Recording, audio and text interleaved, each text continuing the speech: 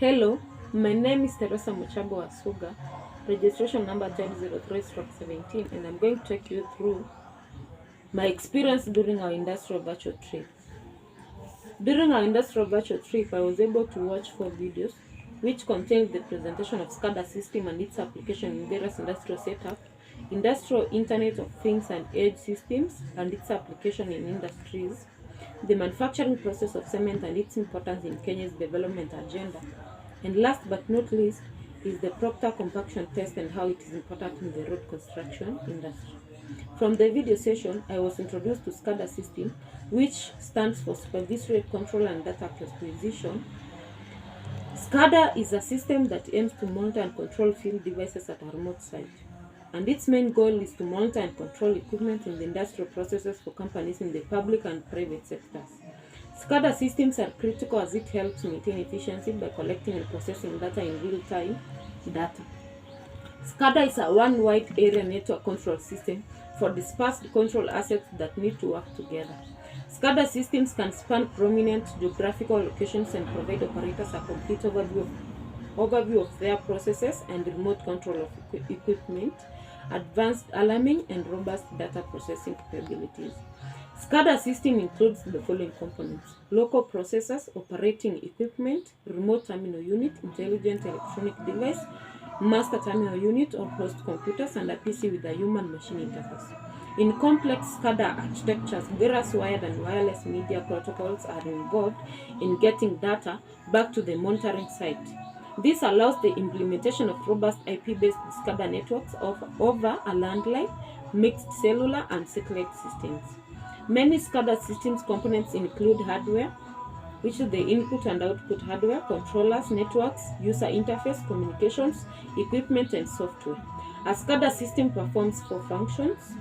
Number 1 is the data acquisition, networked data,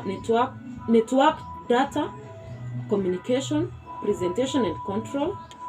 An industrial SCADA consists of the following: a central host or master station unit or master terminal unit, one or more field data gathering and control units or MOT, a collection of standard and custom software used to monitor and control remotely located field data elements. SCADA systems alarms notify the operator of power supply issues and network issues. Number 2 is the industrial Internet of Things and Edge computing. I was introduced to Internet of Things, which stands for Industrial Internet of Things, which is the process of connecting physical objects to the Internet. Edge computing takes place at or near the physical location of either the user or the source of the data, which results in lower latency and saves bandwidth. Internet of Things is any physical device or hardware system that receives and transfers data over networks without human intervention. A typical Internet of Things system works by continuously sending, receiving, and analyzing data in a feedback loop.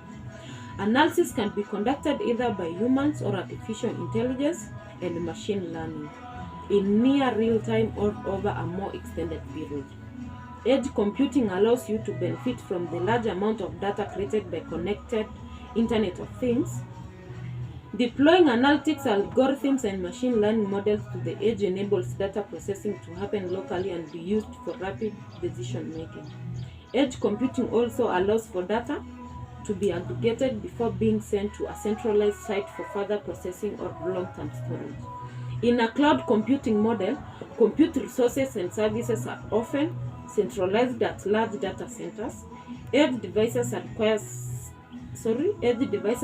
some kind of network connectivity to facilitate back and forth communication between the device and the database at a centralized location. Edge computing directs computational data, application, and services away from cloud servers to the edge of a network. Edge computing is characterized by high bandwidth, ultra-low latency, and real-time access to network information that several applications can use, such as loss of IP connection. Next, we'll be looking at the process of cement manufacturing. From the video session, I was introduced to how cement is manufactured. The raw materials to be used in cement manufacture are extracted from the quarry by blasting, The raw materials are clay and limestone. The rocks extracted from the quarry are crushed into small pieces below 80 mm and routed into a conveyor belt near the cement plant. The raw materials undergo pre-homogenization. The pre-homogenized raw materials mix is then weighed, dried, and ground to get an excellent powder with a maximum particle size of a few tens of microns. The fine powder obtained out of the raw meal is called the raw meal. The raw meal is then transferred and thoroughly mixed in an homogenizing silo to get a physical and chemical composition as consistent as possible. The performance of the kiln and the quantity of the resulting clinker depend on this operation. The blended raw meal is then preheated up to 80-50 degrees Celsius in the preheater tower using the exhaust heat of the kiln and fed in at the top of the preheater tower.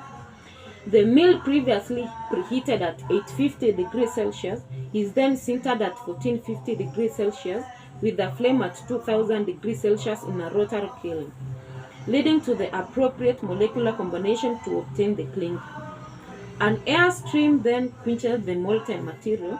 The clinker is then cooled to approximately 100 degrees Celsius and routed to the storage hole.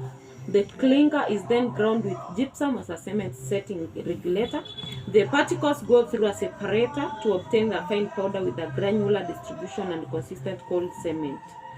Lastly, but not least, we'll be looking at the Proctor compaction test. From our video session, I was guided on how Proctor compaction test, which is performed to determine the relationship between the moisture content and dry density of a soil for a specified compactive effort. A 2.6 kg rammer compacts the soil. The mold is filled with the 3 layers of soil, and each layer is subjected to 24 blows of rammer.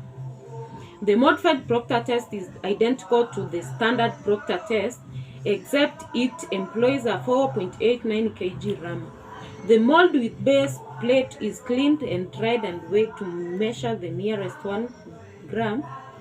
Grease is applied to the mold along with the base plate and collar completely. About 16 to 18 kg of air-dried pulverized soil is taken.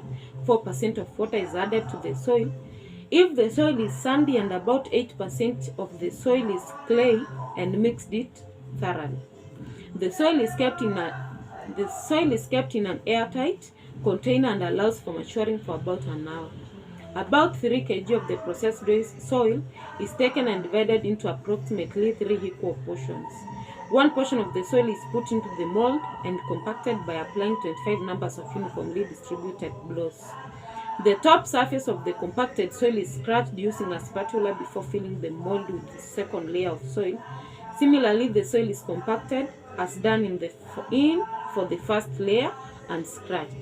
The same procedure for the third layer is also repeated. The collar is removed and trimmed off the excess soil projecting above the mold using a straight edge. The mold is cleaned and also the base plate from outside is weighed into the nearest gram. The soil is removed from the top, middle, and bottom of the case, and the average water content is determined, and that makes the end